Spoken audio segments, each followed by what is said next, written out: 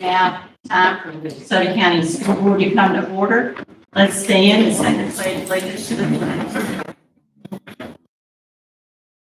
Allegiance to the flag of the United States of America and to the republic for which it stands, one nation, under God, indivisible, with liberty and justice for all. Thank you.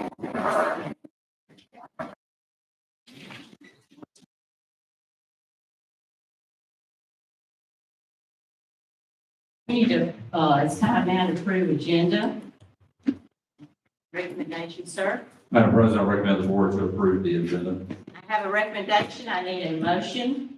Make a motion to approve the agenda. I need a second. Second. All in favor say aye. Aye. Any noes? Not hearing any. Ayes have it. Motion passed.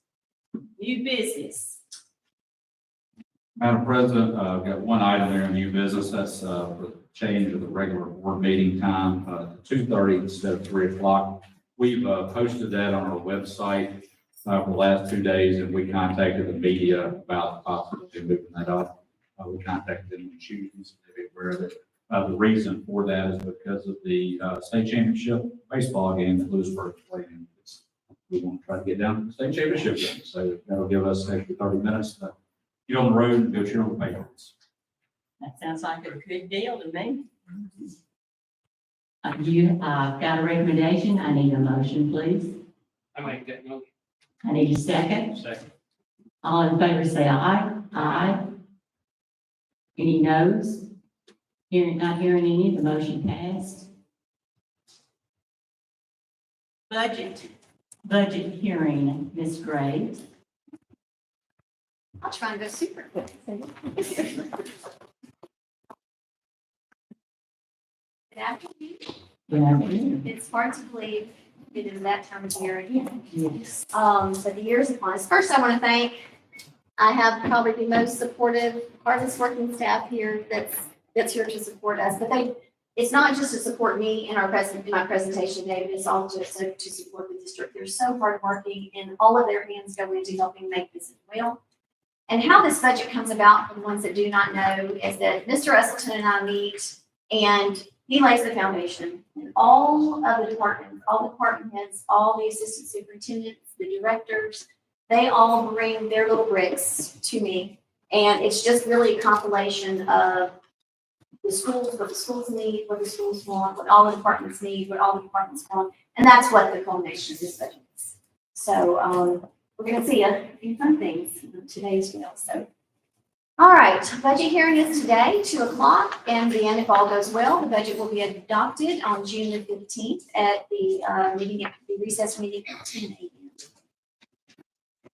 I always like to start out with a quote, and I thought this one was very appropriate. This is kind of really how we feel, is a budget is telling your money where to go instead of wondering where it is. If there's one thing that the school district has to be accountable. And so that's what this budget is. Everything that we do is down to the detail. What everyone wants to hear in the public is that the district is not going to request a millage increase for the 23-24 school year. I don't even think I went back and counted how many years we have kept the millage at 52.85. It has been quite a while. So we always work within our means, and I think we are very successful at what we do in being good stewards of our tax dollars to DeSoto County citizens. So we are not requesting a millage increase for 23-24. So our total budget revenue for 24 is going to be $409,963,939. Typically, we do go up every year in our revenue, but I kind of want to point out the difference. Last year, we were actually high. This year, technically, that we're in is $417,132,433. That is because our federal funds, we have to budget the entire amount of money available to us every year.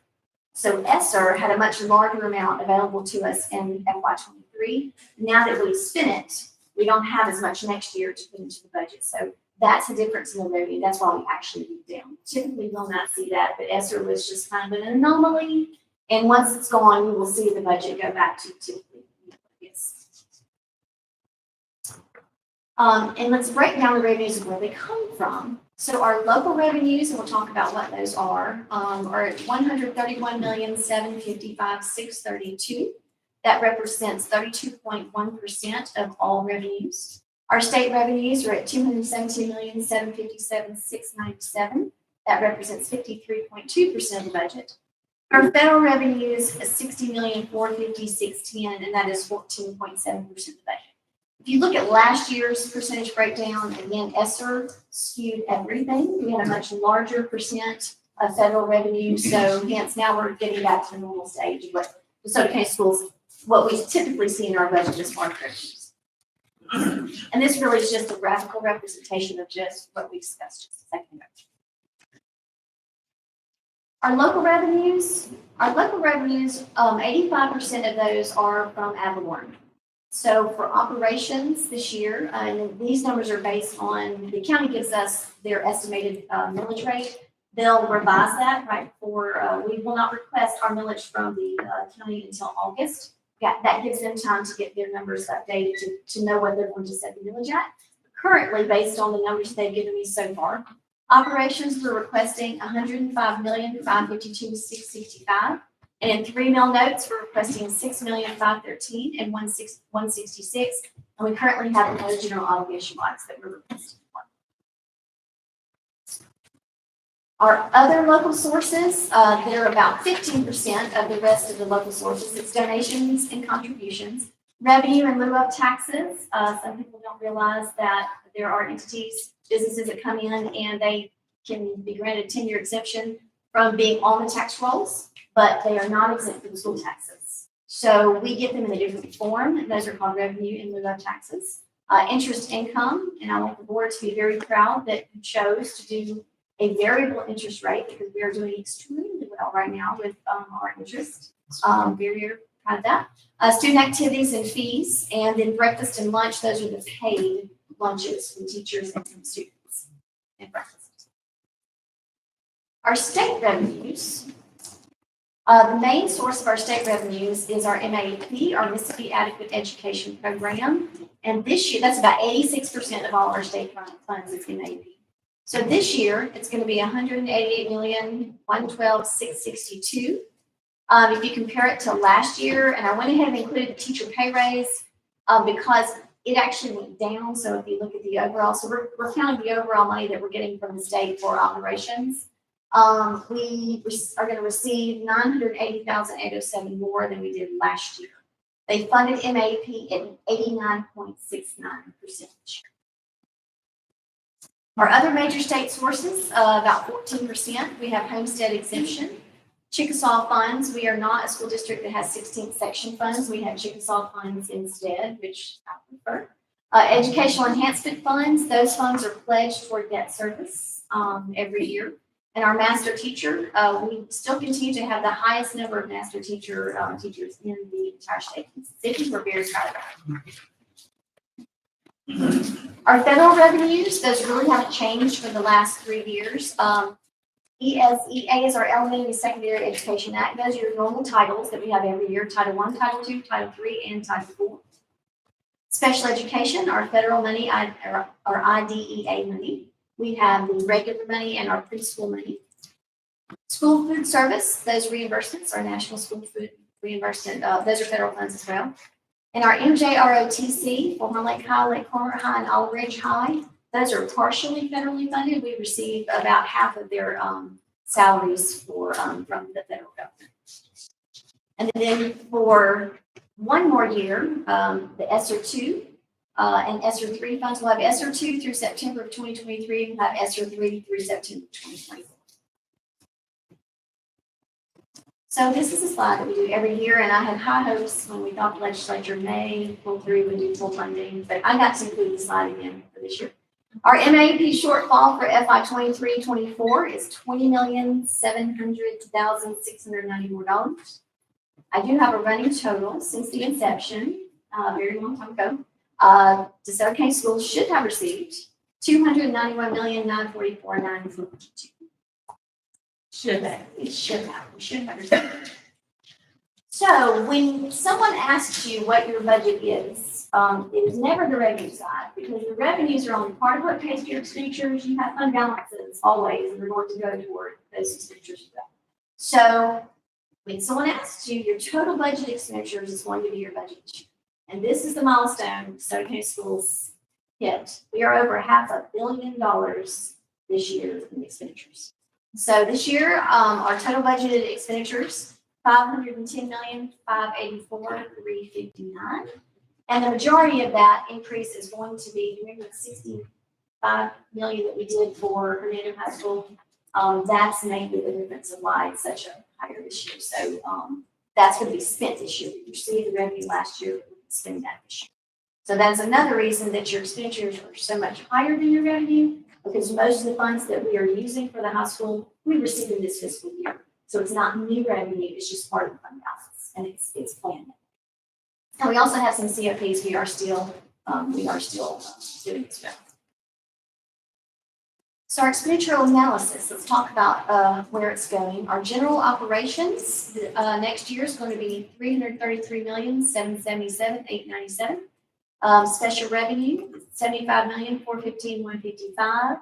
Capital projects at $84,534,832. And again, that includes Hernando High School and some others. We're going to have a long list in just a minute that we'll discuss. Our debt service, $16,856,475. So our general expenditures are up about $30 million, which that's really no surprise. In general, there are a lot of projects we're going to talk about in just a second that we're doing. Our special revenue went down. That's ESSER. We spend a lot of ESSER that we will probably never get again. So we're getting back to normal, and that's special revenue. Capital projects, again, most of that's Hernando High School and some of the other projects that we're going to talk about that we're doing. And then our debt service went up as predicted when we did those additional COPs back in December. So those we started. About DeSoto County Schools, what are we supporting in this budget? DeSoto County Schools employees, over 4,500 employees. We are the largest employer in DeSoto County. We educate over 34,800 students a year. We actually maintain over 5 million square feet of facilities. Once we finish Hernando High School and some of the other projects, our buildings will be valued at over $1 billion. So when we renew our insurance every year, that's what we're paying for. That's a lot of facilities that we maintain. They do an excellent job. We transport over 21,000 students daily. We have over 1,400 scheduled routes, and we travel over 2.3 million miles a year. And I receive the reports anytime there's an accident or anything, and our transportation department does an excellent job. That's a lot of miles to be transporting our kids every day. And we serve over about 20,500 meals per day in our schools.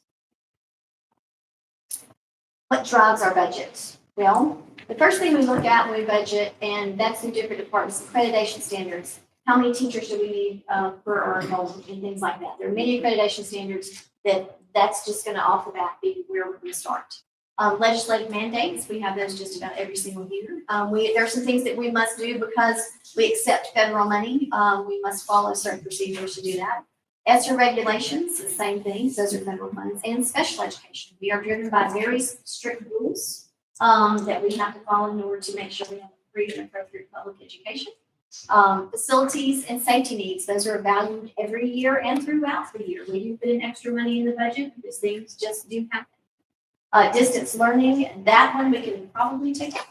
I think we're probably past that point. Transportation needs, that is ongoing and always will be. And other major factors, and a lot of these are part of the accreditation standards, but our teacher-pupil ratio, required support staff, the state salary schedule. We are required to pay teachers and teacher assistants a minimum amount of money. Then we have our local supplement on top of that. Step up in experience, that's going to happen every year, and we have to accommodate for that. And our classroom needs, our school level requests, they are actually taken into account in our budgets.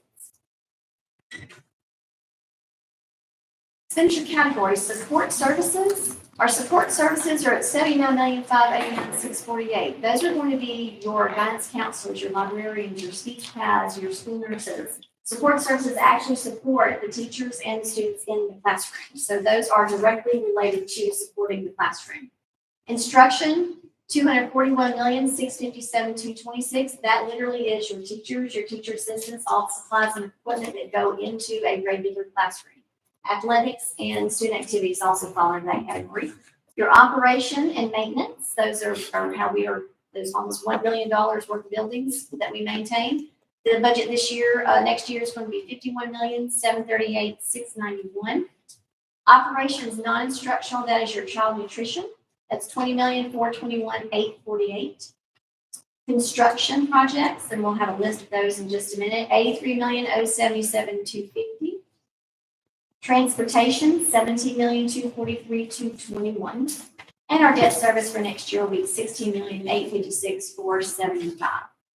So I like this graph because it's extremely, the first column, even though it is not so big, but it's the second, almost the second highest column. That and the blue column are both instruction and support services to instruction. So it's very clear where our money goes.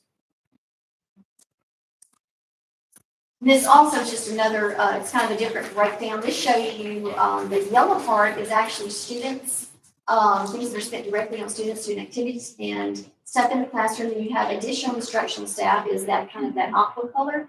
And if you take the light purple, that's going to be school administration. So if you take those pieces, if I could take those pieces of pie around, you would see that about 3/4 of the pie is at the school level. Educational investments this year, it's kind of hard to say what we currently do, so we kind of pretty much say what we're going to add this next year. 29 regular education teachers, 4 gifted teachers, 3 alternative school teachers, 2 juvenile detention teachers, 3 school counselors, 1 English language learner teacher.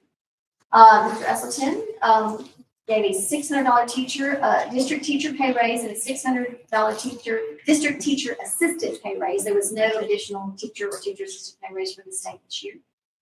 We have expanded our ACT work keys. We actually started that in this fiscal year, but it's going to be full force next year. And our instructional support programs, several that we're adding, a Teach Boost Coach program, Reading Horizons, expanding that to other schools. Preschool curriculum is going to be new this year, a grade results program, and Mesa Cloud for our school counselors. Then our investments, so we have this year left of our ESSER funds 2 and 3, almost $19.5 million, and we are going to continue for 1 more year. The part-time learning loss teachers, the learning loss assistants, summer school, additional devices for teachers and students. We've already begun that, so the state purchased the majority of the ones since it's round 2. So we were able to use ESSER funds to do that. And then additional academic specialists, and again, those are the deadlines for ESSER 2 and ESSER 3.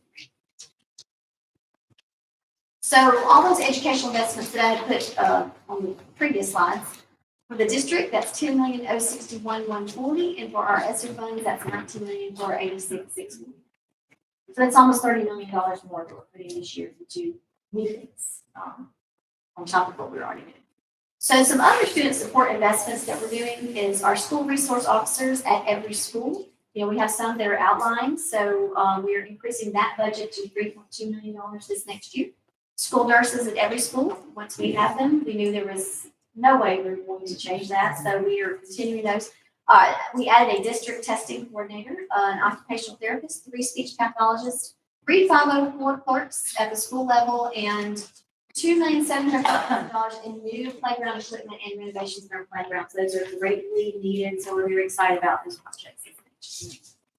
So this actually could have been called return on investment, but this last year, I think we had a district record in the number of national merit semifinalists. We had 28. 122 seniors scored 30 plus on the ACT. $73,730,000 in scholarship offers. We were very excited about that. 40 students earned the gold, silver biliteracy seal. I mean, say biliteracy seal. Career and technical national certifications. Career and technical education is booming. It is booming, which is so needed. And this year we had national certifications in advanced manufacturing, welding, construction, culinary, early childhood education, information technology, and automotive. So very, very proud of it. Capital projects. The new Hernando High School is our largest project. It's not slated to open until fall of 2025, so we'll have 2 years of expenditures for that. Classroom additions at South Haven Intermediate, Seminole Hill High, DeSoto Central Middle, DeSoto Central Primary, Olive Branch Middle. Turf fields, the next round is going to be DeSoto Central High School and Hill Lake High. We'll start those next year. Addition at Lewis High Band Hall, Walls Elementary replacements at Olive Branch Middle, South Haven Intermediate, Centerville Elementary, and Oakbrook Elementary. These are probably not all of them, but these are the main ones. I could go on. So this is a very important slide, especially for the new board members. We are required, for our governmental accounting standards board, requires that the board set a minimum fund balance to make sure that we are always fiscally responsible. DeSoto County Schools, we have probably one of the highest ones, but because we deal in such large numbers, if you do for one, you do for all, it can go quickly. So our board policy is that we will not budget a fund balance less than 25% of our general fund revenues. So we make sure when all is said and done, after all the budgets, that we will have at least 25% of our revenues as our fund balance. So our budgeted fund balance for FY24 is going to be $103,274,868. If I did the formula, we would be required to do $81,458,265. So the budgeted fund balance, we are over. We're leaving more, $21,816,603. That's a 32% fund balance reserve. So we're well above what the board requires.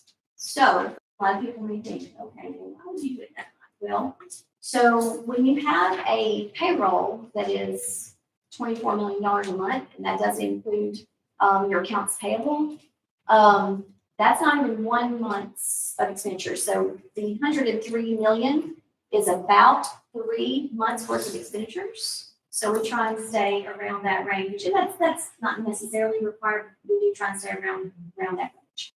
I've been doing this long enough to know that things can happen with the state. So we've had some of those years before. So we are well prepared. So now, this is the slide that when I get to the end, I always just grit my teeth until we do it. 75% of all operating expenditures are directly related to instruction. Mr. Uston's brought that to the highest it's ever been, and it has remained that since we have been here. He has been here, so we're very proud of that. Everyone's focus is always on instruction, so we're very proud of that. 78% of all general fund salaries and benefits are expended in the classroom. So we're very proud of that as well. So we know where our money is going. So let's get to the smiling faces, and this is the product of everything that this budget is about.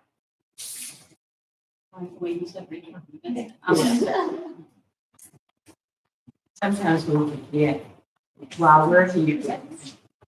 So some days when you go teaching a PSL in a classroom, No, the cafeteria was good enough last year.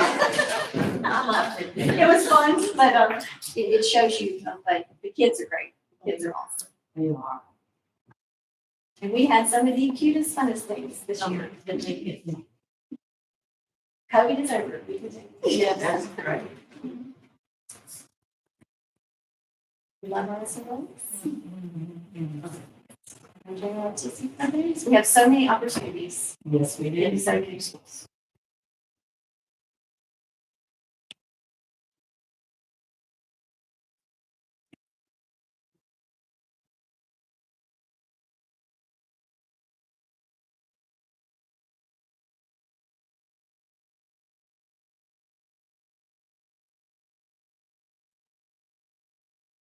Not just in the classroom, I think that was the biggest thing.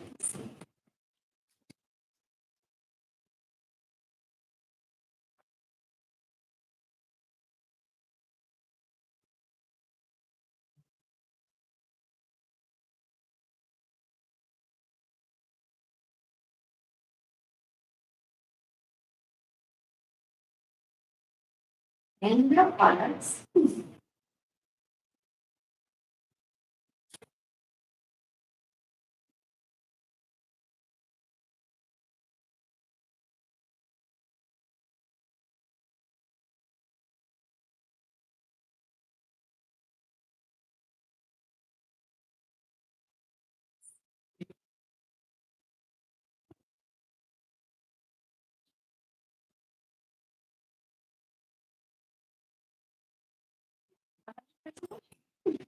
It's great. You did an excellent job, and we thank you. But I would like all of your staff to stand up, please. If you work with Ms. Graves, please stand up. All right.